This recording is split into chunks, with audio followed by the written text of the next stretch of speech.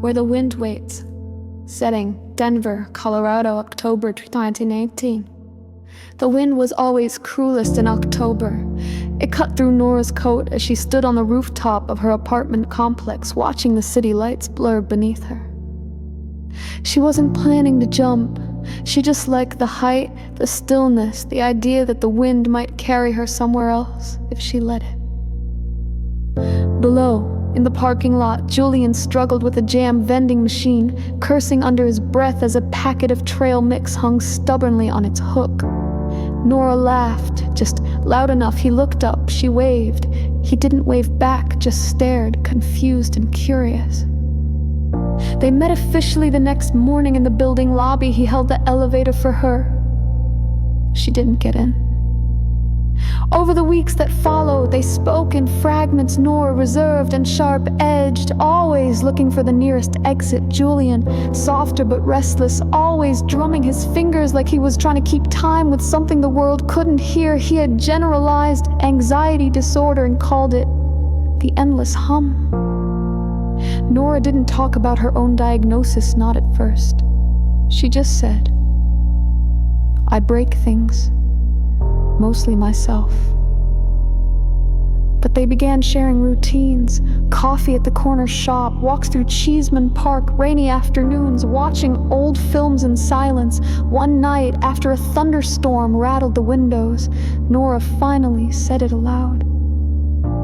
"Major depressive disorder with sharp edges. I have good days. I have bad thoughts. Sometimes they sleep, sometimes they scream." Julian didn't flinch. He nodded, then took her hand in his warm and steady. "I hear things too," he said, "but they don't get to write the ending." For a while, things felt like hope. They built a rhythm. Nora painted again. Julian stopped counting every heartbeat. They made a game out of grocery shopping and slow dance to static on the radio. But healing is never linear. On Christmas Eve, Nora disappeared. Her phone was off, her apartment untouched. Julian waited at their coffee shop until closing, his hands shaking from caffeine and fear. She returned 3 days later, hollow-eyed and pale. "I was afraid I'd ruin it," she whispered, "that loving me meant hurting you." He didn't speak. He just pulled her in tightly, like letting go might cost him something sacred. In January, they started therapy individually, then together. They didn't promise forever. They promised honesty. They made charts of good days and bad ones, laughed when they both hit zero motivation on the same day. One evening, they returned to the rooftop where they first saw each other. The wind was fierce again. "I don't want perfect," Nora said. "I just want someone who waits with me when it hurts." Julian nodded, then, "Let's build a life in the pauses, the quiet parts." And as the wind circled around them, cold but no longer cruel, they stood side by side, two broken hearts, learning to beat in sync.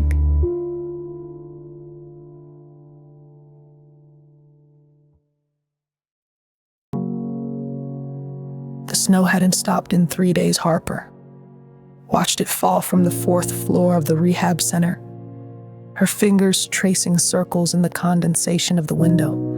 The world felt far away from here, like she was watching it through a screen she couldn't touch. She didn't expect anyone to speak to her, let alone him. Micah sat 2 chairs over in group therapy, eyes always down, hands always shaking. He didn't talk much. But when he did, he said things that lingered. "Some days, I feel like I'm not even breathing, just surviving without permission." Harper didn't flinch. She knew that feeling too well. She had come in with a diagnosis of anorexia and major depressive disorder, her heart running on threads in silence. He was recovering from opiate addiction and trauma no one dared to ask about. They were both 27 and exhausted in a way that sleep couldn't fix. The first real conversation happened in the art room. She was painting shadows. He was carving wood into something she couldn't yet name. They didn't talk about diagnoses. They talked about dogs they used to have, movies they'd forgotten the endings to, and what it meant to want to live, even when you don't know how. By the end of that week, they were sharing coffee in the mornings. Black, bitter, honest Micah told her he hadn't slept through the night in 6 years. Harper admitted she sometimes dreamed of disappearing, not out of hatred but habit. He nodded like he understood because he did. Then came March. Micah relapsed. Harper found him in the bathroom, pale, shaking, ashamed. He wouldn't look at her. Just whispered, "I didn't want to fall. I just wanted silence." She sat beside him on the floor and said, "Then I'll stay until the noise fades."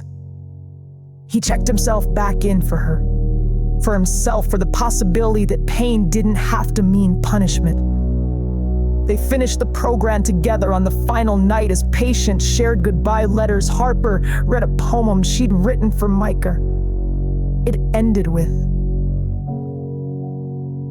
"You were the first person who didn't ask me to smile. You just waited long enough for it to happen on its own."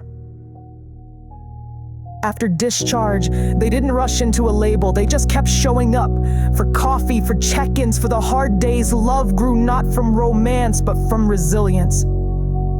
In June, she kissed him for the first time beneath the street lamp, after a long walk where neither of them spoke. It wasn't fireworks. It was steadiness. "I'm not whole," she said. He smiled softly. "Me neither. But we can be unfinished together." And in that imperfect silence, beneath the flickering light in a summer sky, they found something neither had expected. Peace, not in being cured, but in being understood.